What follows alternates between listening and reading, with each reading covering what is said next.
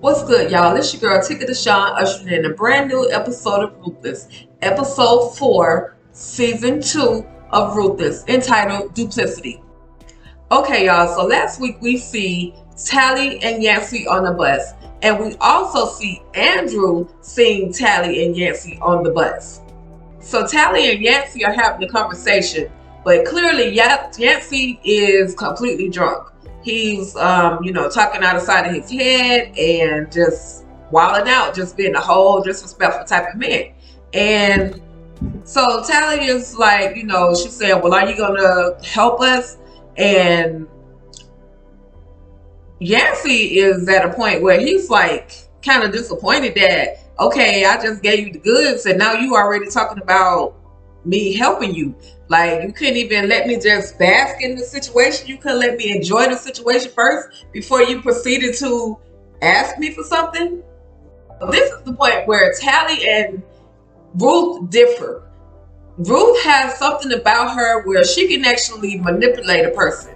Unfortunately, Tally does not possess that quality. So she's clearly getting run over by these men.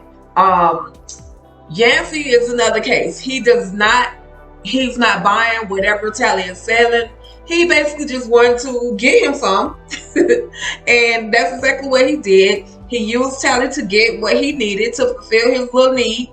And that was it. But Tally is so disappointed. She's, saying, I thought you were going to help me. No, Tally, he wasn't really going to help you. You should have been able to tell that by the way he was talking to you in the previous moment when you asked him, about the keys and how he did you with the spark plug. You should have known that Yancy wasn't going to give in for you. Okay, so Tally finally walks off the bus, after saying to Yancy that she has to go back. That whole thing went completely left. So there will be no continuation of Tally and Yancy. There's no trust. She has no trust for him. And of course, all he wanted was what he wanted. And she gave into it. So anyway, Tally gets off the bus and she sees Andrew. Now, y'all tell me something. Tally, the man just saw you get off the bus. Why would you say that you've been somewhere else? Like, Andrew asked Tally, well, where have you been? And he clearly saw her get off the bus, but he just wanted her to be honest. Oh, I came from the bathroom. I had to go to the bathroom. Really, Tally? Like, you lied to Andrew out of all people? I mean, you didn't like it when Ruth did it to you, so now you want to lie to Andrew of all people, probably one of the only people that can actually save you from this whole Rakabushi compound. But at the end of the day, Andrew sees what happened and he's instantly hurt. Mind you, he just left the situation with his wife where his wife cheated on him with Malcolm. His wife just cheated on him with Malcolm. And so Andrew is torn up. Like the superhero Andrew that we had when he first came back to the Rakadushi compound dealing with Oliver and all of them. His whole spirit just got broken. Like, his main reason for coming back to that compound was to make sure that he helped save the other people, of course, but to save Tally and basically and Tavia, and they could have started a brand new life. But now, Tally, you basically couldn't wait. You thought your man was gone for good, and he caught you, but you lied to him. He asked you. He said, where you coming from? Oh, I had to go to the bathroom. Then this chick said she got her period. But wait a minute. Weren't you supposed to be pregnant, Tally? Like, you did tell us and Andrew that you were pregnant. So now you keep telling a whole bunch of different lies, and it's pissing off Andrew more and more and more. Andrew is just like, why? Why me? Why would you lie to me out of all people? I just saw you walk out of the bus, but you say you coming from the bathroom. So Andrew was like, well, give me, I'm in the mood. Basically, I'm in the mood. Break me off a little bit. And she was like, no, that's what she said. No, I got my period. But then Andrew said, okay, well, he's basically you lied to me about being pregnant. How long was it that you were gonna tell me that you aren't pregnant? So Andrew was like, bump this. He stuck his hand up Tally's garments and said, this don't look like period blood to me. Tally, you better run, sis. Now I see why you gonna end up killing yourself on the oath. But Andrew was like, this don't look like period blood to me. So, you messed up. Like, you just messed up. You literally just messed up. And so Andrew's not falling for it. Tally goes back to her trailer. Andrew is making his way back to his trailer. And so Tally sees it back in the trailer. She sees, of course she walks in and Ruth is there. Ruth is up waiting on her. At this point, I think that Ruth knows that she messed up, but Tally is still her one true friend. And she wants to be sure that Tally is okay, even after Tally trying to go off and do her own thing. And so Ruth just, Tally tells her, my plan didn't work. And Ruth was like, well, I could have told you I told you it wasn't going to work. I told you not to go out there, but you did it anyway. You got to trust me. You got to listen to me. You got to believe me. And so Tally kind of breaks down and starts crying. And Andrew saw me, and Andrew, he thinks, I think he saw me sleeping with, or having sex with Yancy. Yes, he saw you.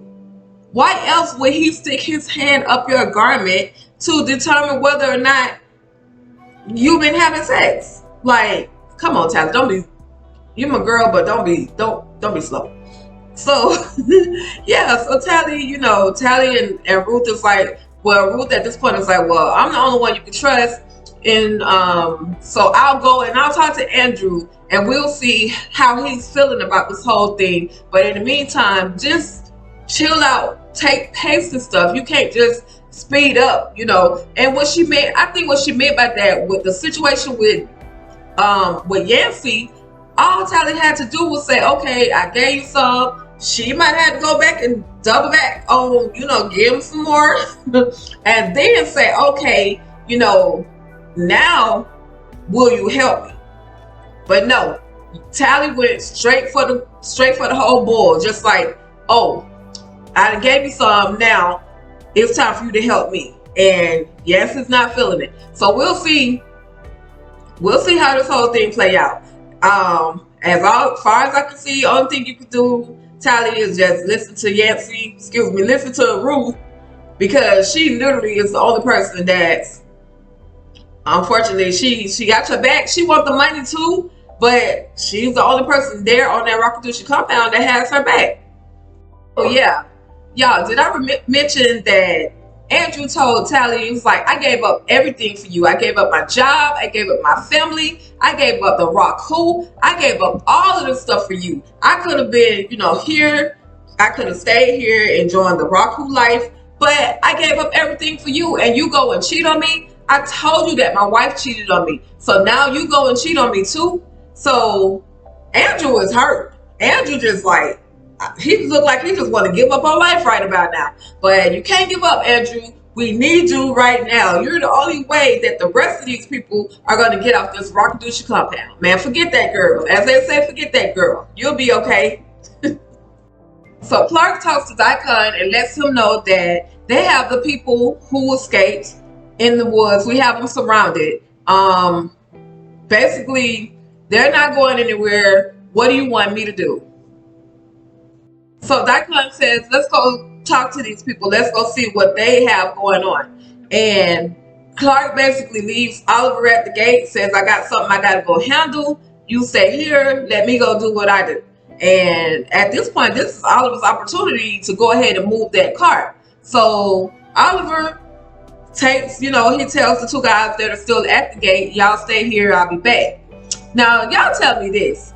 How come nobody else heard that loud engine on that car, on that Rockadushi compound? The compound is only so big, so how come nobody else heard that? Really? Like, I'm sure somebody else heard it, but yeah, at this point, it's getting crazy because Oliver pulls the car into the compound, into the woods, and out of nowhere, here comes Andrew. Now I'm thinking Andrew has gone, taking himself to his trailer finally, but no, Andrew is out in the woods. I told y'all, Andrew is big mad right now. Somebody else is cheating on him. That makes two women. So two women that he thought he loved cheated on him. So now he's just like, I told y'all, he seemed like he wanted to just give up on life, but he's out in the woods, just thinking, trying to reflect, trying to do whatever he can, trying to just pull himself together. But it don't seem like it's working, fast enough, because he goes to talking to, he talks to Oliver, and he's telling him, hey man, I don't know what's up with these women. I gave up everything for them, and I gave up everything for this one woman that I got here because my wife cheated on me and I came here to the compound, but I gave up everything for that woman and that woman cheated on me too. So, Oliver's like, what you mean that woman? Who is your woman? Who is your girl? Basically, Andrew was like, don't worry about that. Just know these women ain't worth nothing. They out here still cheating. They say they love you, but they out here doing whatever they want to do.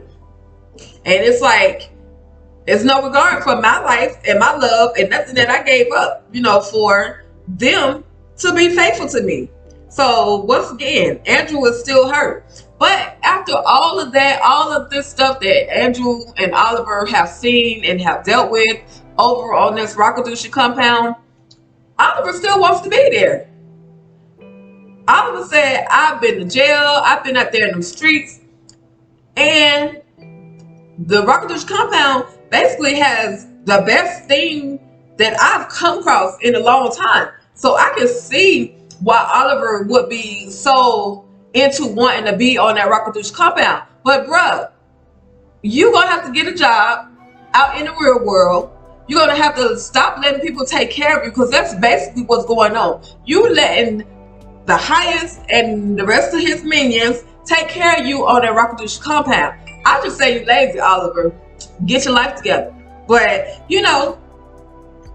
Oliver is enjoying being on the Rockadoochee compound. Not even Lacey can talk him into leaving the Rockadoochee compound. It was a fast forward. I'm going to fast forward to this one part where Oliver still didn't take his behind the bed. He still didn't go to sleep. I guess his shift is over with. And he's in some kind of little trailer where he's working on something. And Lacey walks in, to see him, and she's like, oh, you didn't get any sleep, you need to get your rest, and blah blah blah. And he tells her about the car.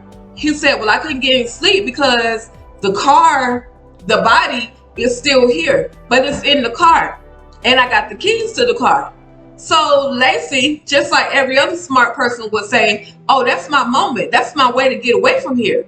And Oliver gives, actually, he's like, no, we're not leaving. And once again, he goes on that whole spiel of, we're not leaving here. I've been out there before. I've been to jail, and I'm not leaving this life. So Lacey is like, okay, well, if you don't leave with me, I'm leaving by myself. But at the end of the day, I'm leaving. And so Lacey gives Oliver a nice little sweetie. Oh, yes, babe, I love you so much. She gives him this hug, and sis got the keys. I ain't mad at you, Lacey. Do your thing. If you got a pickpocket to get your way out of that compound, then by all means, pickpocket those keys and speed fast, because that car is loud. I'm telling you, somebody gonna hear you. You might want to be careful, Lacey. Be careful if you decide to get out that compound using Lilo's loud engine of a car. Okay, now, can somebody please tell me why Malcolm is still at Sarah's house? Come on, Malcolm. What you doing, man? Come on, Malcolm. Don't you know that that Rockadoochee compound people, the cult members, the first place they're going to look for Sarah at is going to be at her own home? So what are you doing? Why would you even have her there?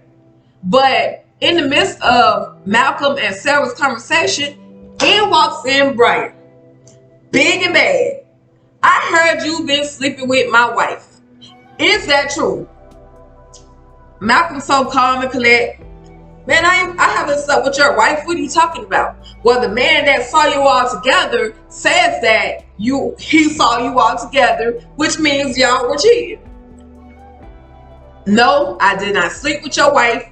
I don't know what you're talking about. Now, remember y'all, last week, Lynn told Brian that she had slept with Malcolm. Now, I guess because Malcolm is the name that's getting around that he's sleeping with everybody, I guess that's why Sarah, I guess that's why Lynn told Brian that she slept with him. But I don't know. Malcolm a whole thought box, so he could have slept with Lynn. He could have slept with Lynn. You know what I mean? There's no. Obviously, Malcolm has no filter. He's been flirting with everybody, and she even mentioned, or she even admitted to Cynthia that Malcolm had flirted with me. So who knows? It could have went to a different level of cheating. You know what I mean? They could have possibly cheated, but Brian pulled up like a whole G, like, I'm just coming to find out the truth. But at that point, then Brian, I guess he said, well, I'm not gonna get a real answer out of this situation, but I'm taking Sarah with me. She can't stay here because you're just trying to get Andrew killed. And for a second, Sarah, she started believing Brian. Just like, why am I here? Why did you bring me here? I didn't want to be back here. You brought me here. You wanted me to be here. And I think you do want to get Andrew, killed. But Malcolm's like, no, that's not the case. If that was the case, I wouldn't have brought this wig and this coat to help you, to, push you, help you get out the bag. My thing is, okay, everybody throwing shots at Mac. Even Malcolm said Mac wasn't that bright, and obviously Mac isn't that bright because he allowed Malcolm, out of all people, to transport Sarah. But at the end of the day, Mac, she was supposed to be getting in the car with you. So why would, out of all people, why would you allow that? But who knows? Malcolm tended to do his own little thing, and he's pretty much been lying about it. So we'll see what happens between Mac and Malcolm. I don't know. Malcolm, you need to go and lose your job, bro, because you're doing too much. But at the end of the day, what can you do? She keeps running behind him. She keeps allowing him to, be that, okay, I trust you, Malcolm. But girl, you can't trust a man that's cheating or a man that has cheated. If he cheated on his wife, he's gonna cheat on you. The way how they say, the way you get him is the way you gonna lose him, sis. So good luck on that.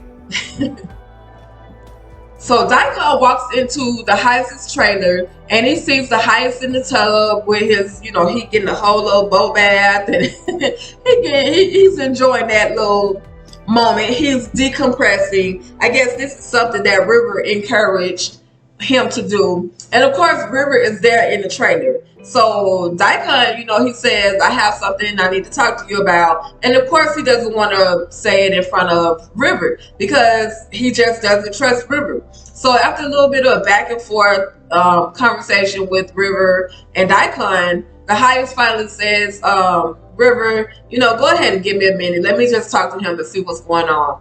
So Daikon tells the Highest, we found those people who escaped or who left the Rakadushi, who fled. We found them and we have them surrounded. What do you want us to do? And the Highest is looking at him like, I told you to kill them. Like, why is this even a question? I told you to kill them. But since you didn't do it, let me go. I'll go do it myself. And so, Daikon is, the Highest, that's not really a good idea. But the Highest is like, well, I gave you your opportunity to do what needed to be done, and you did it. You brought it back to me. So now I'm basically going to go talk to them, and I'm going to handle the situation. So the Highest gets up out of the tub filled with lavender. We're gonna buy some lavender, y'all. We need to check out this whole lavender thing, see what's going on with it. But I know it make you sleepy. I know that much. That and chamomile. But anyway, yeah. So the highest says, he stands up out of the tub. Can I tell y'all, Matt Daniel has like a 12 pack, like not just a 6-pack, but a whole 12. This man is ripped. So anyway, I know that's neither here nor there, but I'm telling y'all, he don't let that wig fool you. Matt Daniel is definitely something to look at. But yeah, so he gets out the tub and Daikon wraps the towel around him, and then he gets ready to get dressed to go and interrogate the people that tried to escape. Yeah, by the way, the highest says to Daikon, do you think I need a pedicure? And Daikon is like, no sir, you're perfect, you don't need a pedicure. And of course the highest is like, nah, I think so, I really think I need a pedicure. Get one of the women to do it. Matter of fact, get Ruth to do it. So yeah, Ruth has the highest hooked to the point where now he's using code words, pedicure, as let me see Ruth.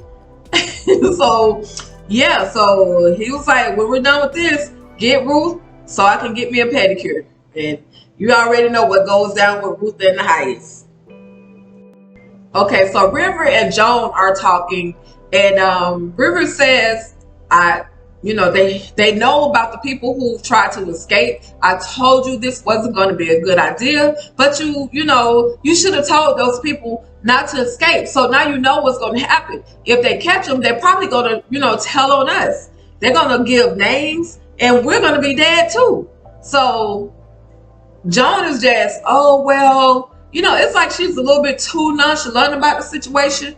But she says, well, I'm going to ask Elder Mother, does she, ask her, are the people dead or whatever? And River's like, no, just don't say anything. Don't ask any questions. Don't do nothing. But, taking upon Joan to be Joan, obviously, she says, okay, she's not going to, she just dismisses River. So River walks away, and then up comes Elder Mother Agnes. Now, so Joan sees Elder Mother Agnes, and she says to her, did you know that some people escaped and they were from the red trailer? Agnes says, oh my goodness, Elder Mother is going to be punished. Now, she didn't say which Elder Mother. I guess it's so many Elder Mothers that she didn't, she didn't say a name. First, I assumed that she was talking about Marva, but no, Marva is over another trailer, obviously, because when Agnes confronted or told Marva about the situation, she was like, oh no, glad it wasn't my trailer. That's going to be so bad. That's going to be a bad situation. And so, like I said, Joan was just asking questions. She's asking questions. So now you're making yourself a little suspicious, Joan. You might want to be quiet and not really talk about this again. But it's Joan. Quiet little Joan, sneaky. Nobody is gonna, everybody's gonna trust her. But nah, she's doing a little too much digging. And so it's not, it's not looking good right now. It's not looking good for the deserters who have left, and it's definitely not looking good for any potential deserters. Also, Joan had a whole lot of details to give to Agnes. She told her what trailer they were in, how many of them there were. She had too many details. How would you know all of this information, Joan, when nobody else has actually really talked about this? So how would you know all of this information? So you're digging yourself in a deep ditch. You might want to stop talking about it, because you're digging that ditch real deep. So then we have Elder Mother Marva, who enters into Ruth and Tally's trailer, and she lets Tally know that she need to go ahead and pack up her things so that she can move into the yellow trailer. So once Marva leaves, Ruth and Tally are talking once again back and forth, and Ruth is like, she's up to something. I don't know what it is, but she's up to something. Why would she separate, move you from this trailer and put you in another trailer and then move somebody else in here. I guess it's so that we can be watched. But, Marva's saying, oh, well, Tally has gotten better since her punishment, and we need her to be placed in a trailer where she can show, others how to behave. But I don't know. I think Marva's up to no good also. So we'll see. We'll see what Marva's truly up to. She's got a plan. I can tell you that much. And so Lacey, Paula, and Zane, they're still there. Those girls are still there. Paula never left. Lacey never left, even though they all wanted to go ahead and leave. But thankfully, Zane talked. At least she talked Paula into not leaving. So Elder Mother Agnes walks into the trailer, tell them time to get up. We got to go pick vegetables, and we have to cook and prepare a nice meal. And so, the girls are just looking around, and that's what they do. They go ahead, get dressed, and make their way out of the trailer so that they can go ahead and, get the day started. Okay, y'all. So at this point, we're at the position where the highest interrogates the entire group of people. There's like 6 people who actually escaped, and he's questioning them, and but of course they're not answering. He don't want to answer. He just wants to show his power. And the next thing you know, he basically, first of all, he walking around with like Joe Clark from that school, the TV show or the movie. He's walking around like Joe Clark with a bat. Lean on Me, that's it. Yeah, he's walking around like Joe Clark from Lean on Me with a bat. And it's telling me I'm the highest. I am the highest. There's none other higher than me. Therefore, you basically disrespected me by escaping or by leaving my camp. So you gonna have to pay, and you're gonna have to pay with your life. So he walks around. He's basically, like I said, he's going around them in a whole, basically walking around them in a circle, just walking around. And so finally he stops at the first man, and he's like, don't cry, because you brought this upon yourself. And man, when I tell you, he swung that bat as if he was on a baseball field. He swung it all the way out there. He swung it out there, y'all. He hit the first man. He fell out. He bashed him some. Went to the next one. Bashed that one. Hit the women. Bashed them. And then he finally just exploded on them. He made sure that they were not going to return to that compound.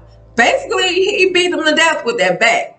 He literally beat them to death with a bat. So that's it. That was the end of it. Those deserters won't be returning, literally, in another life, maybe, but not in this one. And all I can tell y'all is the highest he's the devil. Like he say he comparing himself to God. He's the Almighty, but he's literally the devil. And I don't know what it's gonna take, how much longer it's gonna take, but he needs to be stopped. But if he gets stopped too soon, then there will be no more Ruthless, right? So this is gonna go on for a while.